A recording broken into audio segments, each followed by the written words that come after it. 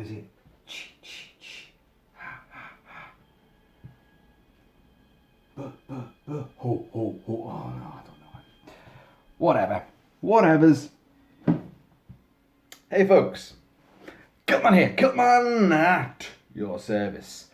And yes, you may have heard me stumbling my way through Henry Manfredini's awesomely iconic main motif for the Friday the 13th movies. Everyone goes, ch, ch, ch, because that's exactly what it sounds like. But apparently it isn't that at all. Henry Manfredini himself says, no. There's a sequence where Betsy Palmer, who plays Mrs. Vorhees, who is the real killer in the original Friday the 13th, which is what we're going to discuss today. She's the mother of poor little Jason Vorhees, who's been left to drown by her deformed son, her beautiful boy, who's been left to drown while the camp counsellors were making love. So they must all die. But so Henry Manfredini said, like, well, look, in a close-up shot, you do see her saying, "Kill her, mummy, kill her," and of her mouth, but the voice that you hear is a high-pitched voice, and it's meant to be the young Jason Voorhees' voice in her head. So he took, the initials K for kill and M for mama, and he uses, you can hear it, can't you, in the background, and apparently it's ma. So that's kill her. They obviously missed the hair bit out. Kill her, mommy. It still sounds like chi ha to me. Anyway, I'll take that, thank you. It's very hot out there, so I need to cool down. Right. I've reviewed a great many masks from Rubies in the past. Yes, Rubies. And, they're not the best mask makers. They are hugely prevalent. They do a lot of masks, and I've got plenty, and I've got some really good ones too. So I'm not going to just go, hey, Rubies are shit, because they're not. They do come up with a lot of good stuff now and again, and they do seem to have quite an extensive catalogue for Friday the 13th. There's numerous bigger adult Jason Voorhees masks, and obviously the hockey mask, you get them separately. I've got a few of all that stuff, so I'm going to show you them at some point. But today, my new arrival happens to be the mask from Rubies of the young Jason. The Jason that rises up out of Camp Crystal Lake. Well, not camp, but the Crystal Lake itself. When Adrienne King as Alice, who's the final girl, has survived. She's beheaded Mrs. Voorhees. And then she gets out on a little boat, a little rowboat, out into the middle of the lake.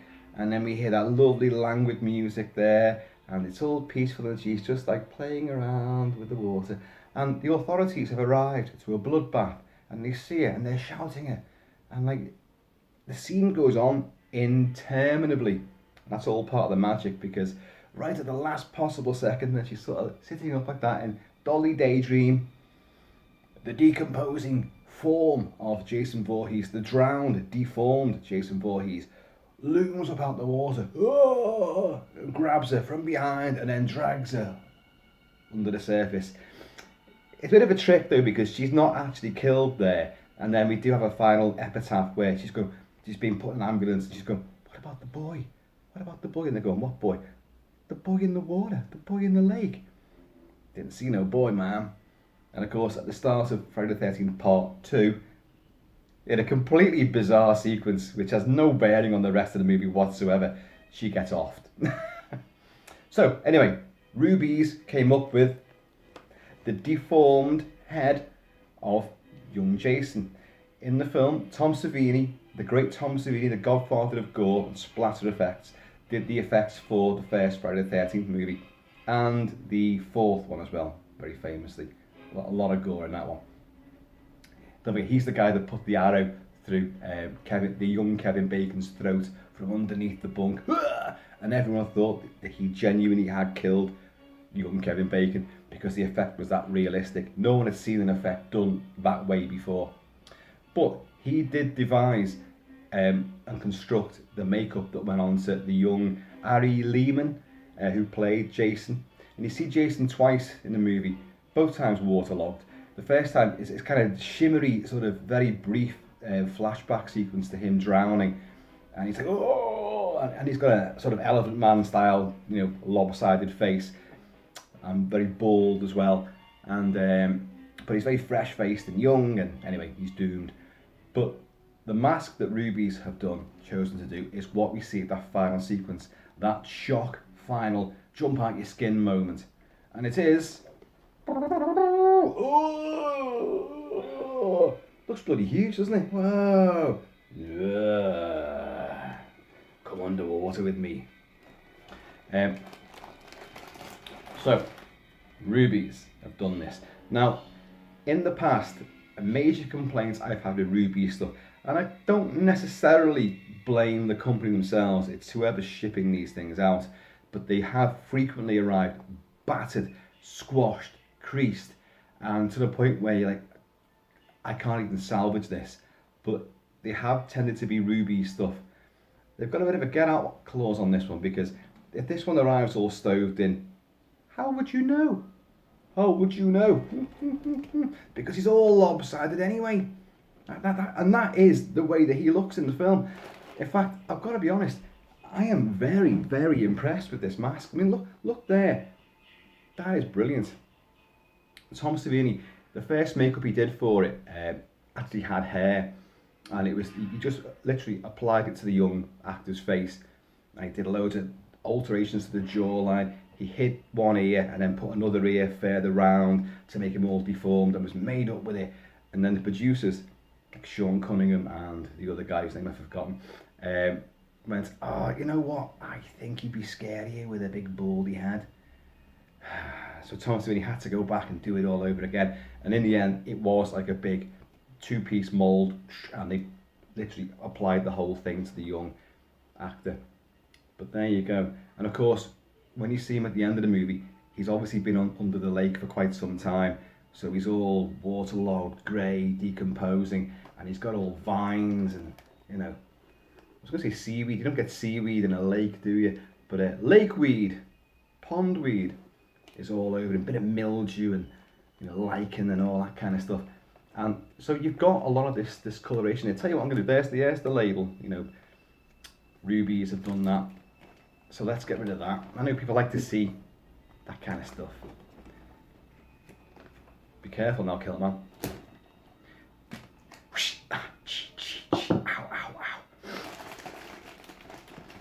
Okay, so we disposed of that, the labelling. Now, here we go. Let's take on a tour around this. He is lopsided. His face does turn in like that, and it's an unusual look. There is a disease which produces effects like this in babies and infants, which I was going to attempt to say it then, but I have completely forgotten what it is. And the film's producer said, like, no, that's the bald head thing. I've seen someone like that, and it scared me. So that's why Tom Savini, who had been a forensic scientist in the Vietnam War, he knew about diseases and bone structure and deformities. He'd seen it all. He'd been around morgues and he studied all this sort of thing. So he knew how to do it. But so the finished result is this. Now, when you always see Jason Vorhees unmasked for the later movies, there always is this sort of lopsided look. There's a bulbous eye, there's one other gammy eye or no eye. And of course, multiple axe hits to the head and smacked around, shot, set on fire, sent into the lake again. Loads of things around to. An outboard motor goes into it. It's just, there shouldn't be nothing left of him. But this is how he initially would look. And I think it's great if you watch Friday the 13th Part 2, which makeup effects by Carl Fullerton. He wears a Hessian sack over his head, a burlap sack over his head, with like one eye cut out. And I like it. It's a striking image. And otherwise, he's just like a redneck lumberjack sort of lunatic running around the camp. But with that burlap sack on it, it creates a whole element of mystique. And of course, the hockey mask, only comes into play from Friday the 13th Part 3, 3D onwards. And of course, that becomes iconic, I know. Incidentally, I'm not the biggest fan of the Friday the 13th franchise. But that said, I do like the first three movies quite considerably. The first one is a great whodunit because it's not Jason that's doing it; it's his mother, and the kills are extraordinary for the date that the film came out. They pushed the boundary a bit, and it was a good mystery whodunit. The music was great, the style was great, the gore was fantastic. Then you got part two, which was a nice continuation. And what I was going to say there, when the Hessian sack comes off, it quite clearly is this face, but he's aged like he's now a teenager or in his young 20s. And it's clever the way that Carl Fullerton did adapt the look of that. Subsequent movies the face would change. He'd become more of a monster, you know. But there is the original. Rubies have done a bang up job on this. Detail is good. The texture, the contours, and the detail of all this, you know, these almost like veins, aren't they, running across his noggin? They're really good, and they don't half add like an icky sort of feel to it. I will say that I'm not a fan of masks of deformities. And no, most of the monstrous masks that I've got, most monsters are deformed in some kind of way. Yeah, and serial killers always tend to be a bit on the ugly side, don't they? But actual physical deformity, I don't think it's anything to laugh at, and is, you know, I wouldn't really want to celebrate it with a mask. But the elements of this is that it's taken to a fantastical degree. It is, without a doubt, and he does look terrifying. It kind of reminds me a bit of the Funhouse, Toby Hooper's The Funhouse, where the circus freak, and you think, oh God, no, please, it's not his fault. He's been persecuted and he ends up being a monster. But when he's wearing a Frankenstein's monster mask to begin with, and when that comes off and we finally see him, and he's got the head of a goat, you know, a Siamese twin goat with a split down the middle and all that, like a blazing red eyes. It takes that deformity to a monstrous level of nightmare, you know, quality. And this is the same as far as I'm concerned. As I say, I'm not a huge fan of the franchise as a whole because it's so repetitive. And the whole modus operandi is to show gruesome kills.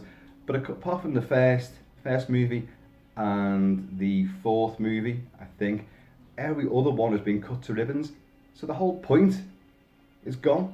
What is the point?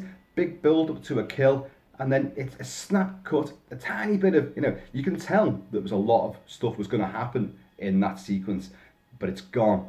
You get the merest element of a blade hitting flesh, the merest hint of a bit of blood, and then it's gone. But you know that the effects crew worked painstakingly to create this fabulous, you know, groundbreaking gore effect, and the gag is gone. But yeah, let's have a look at it. I love the shape of this. I love the way it turns. That's actually really, really good, that. The paint job on the eye. Now, that looks really good. On camera there, it looks pretty good, doesn't it? In reality, it's okay.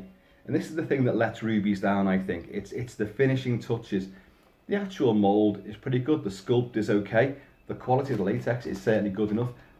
I like the style of it. The paintwork is good, except, you know, on the overall scheme of things, I love this grey sort of, you know, look to it. But it's the finite details which lets it down. You know, the retina is nice scorched blue, but the white is a bit wishy-washy. There's a bit of discrepancies in the teeth. There's bits where the paint's not fully there. You know, it's just those little final qualities. Unlike, say, Ghoulish Productions or Zagoni, who really know how to finally treat, it's almost like the finishing touch of these masks, these creations. Trick or Treat, very good as well, but I would notch Ghoulish Productions above them, and as I've said it many times, and Zagoni, just slightly above Trick or Treat when they get these things right. Rubies comes some way down, I think, but this is still a good mask. I've not actually worn this yet, but so I have to put it on. At the back here, we do have the, which I don't like, you know, the great big stamped in, sculpted in, moulded in, however you want to term it, you know, the license holder and all that. And I hate that. I can't do that on the inside, you know what I mean?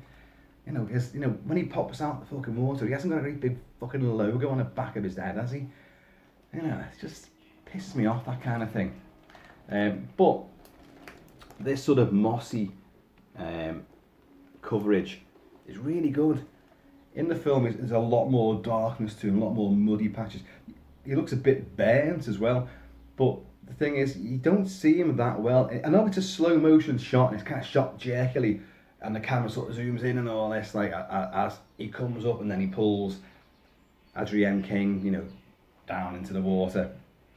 But I think there's a lot more going on in this mask than you actually see in the movie. So I'm actually very impressed with this. Okay, get all the baggage out. Let's see. Oh, before I do that,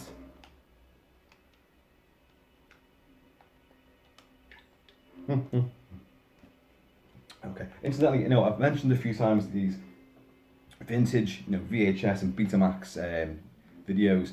I actually have got the original Warner's release, UK release of Friday the 13th. I was going to bring it down. Could I find it?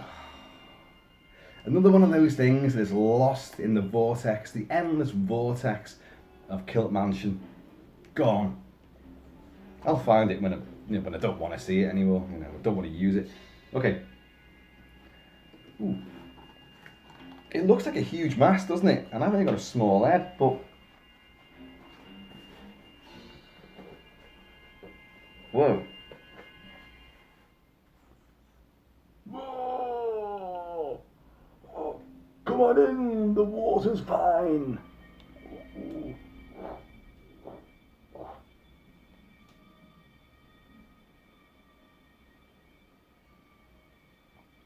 All the councillors made fun of me, but I just turned the other cheek. I'll make them laugh on the other side of their face, just like me.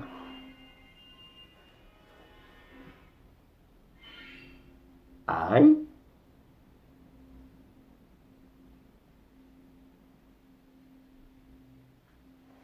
Oh.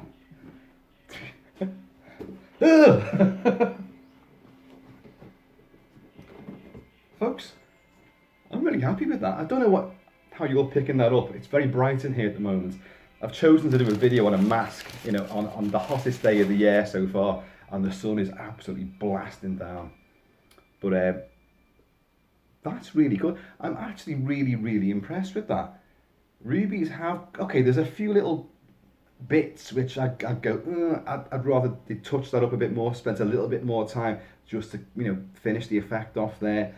But overall, I am very, very impressed with this. And I was kind of like taking pot look.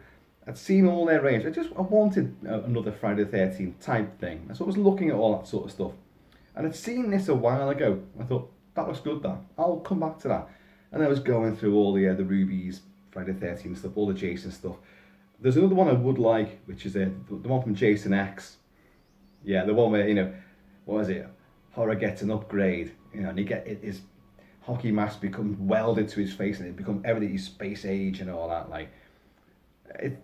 When that first came out, I actually really enjoyed it, but I've watched it a couple of times since, and I've ended up despising the film as being a complete and utter turd.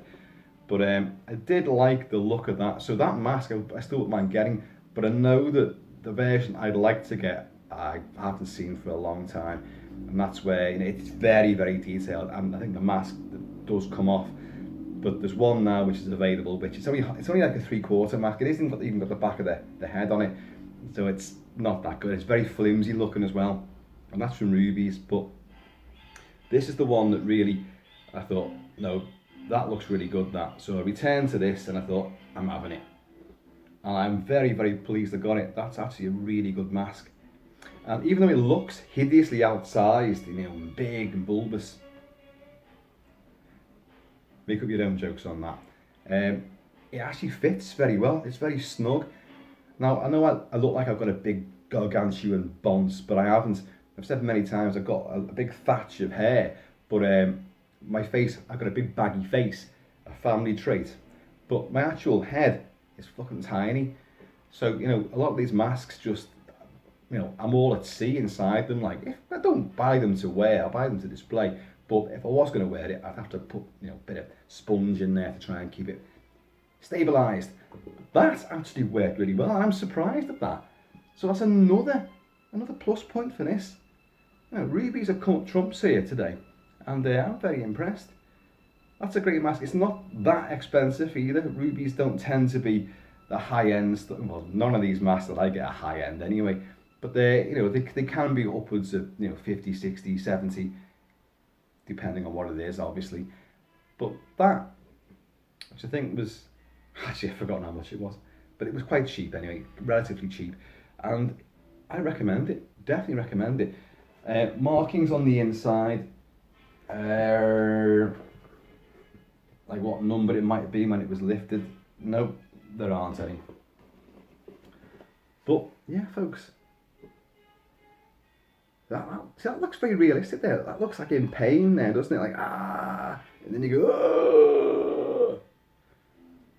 I mean, really, you could get Sloth from Goonies and just snip the little blonde wisps off the top of it, and pretty much you've got a Jason Voorhees mask there, because that's it. A lopsided face, big eye, a little slitty eye or whatever on the other side, ears all over the show, and that's it. Obviously, a few axe thrusts and wounds and a bit of decomposition and all that. But folks, yeah, Rubies, I'm impressed with that one. There are more masks coming, by the way. And yes, I know I've still got that chop top one to show you from Texas Chainsaw Massacre Part 2, which is phenomenal. I don't know why I keep forgetting to do that, but it's a great mask. I will show you that at some point. So,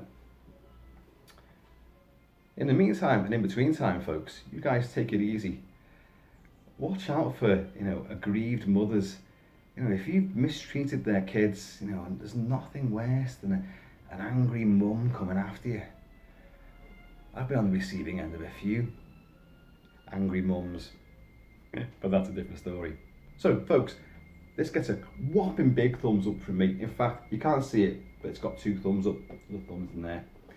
I'm very impressed. Young Jason Voorhees, that is a great, great mask. And it kind of gives what in the film is only seen for a split second. And although it's a shock sequence, you don't really get to feel what the hell's going on with him. But they've gone to town on it. That looks absolutely gone to town. Oh, Rubies, don't take your mask to town. All right, that's it. What have you been drinking? Whiskey? Guys, in the meantime and in between time, take it easy. Keep it kilted, keep it Celtic. And I'm going to see you all later. They should have been watching him, but they were making love.